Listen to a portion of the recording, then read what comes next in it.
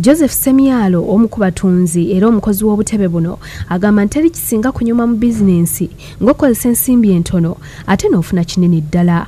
Ono agamba nti kapito w'obutebe yeetaagisa mutono nnyo kubanga weetaaga butittiriri obuggyibwa mu bibira ne mu lutobazi olwo n'okola akatebe nga teweetawaanyizza nnyo. Okakola kana akatebe kamalawo ekinene nnyo 13.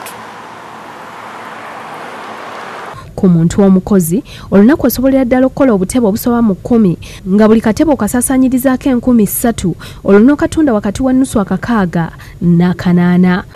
Kalundibwa siringi kakaaga zokka kuba naffe tuba tukatadde mu kitono nnyo. Obutebe buno butundira ddala era nga businga kwettanirwa bakyala ababukozesa ennyo mu ffumbiro nga bateekateeka ebyokulya. Ebiseera ebisinga eby'enkuba abantu baba batayagala atuula wansi ku nkuba butambula nnyo ekisusse.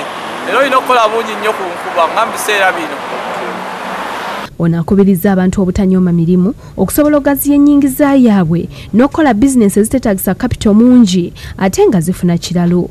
Ddala eri abavubuka bannange njagala bakole nnyo bave mu betingi mwettanire kitono nnyo okusinga mwettanire kukola. Ono agasseeko n'okusaba abavunaanyizibwa ku butonde okutangira abantu abasaanyaawo ebibira n'entobazi kubanga mu bintu bino byennyini musobola okuvaamu kapito ate ow'ebintu ebirala bingi.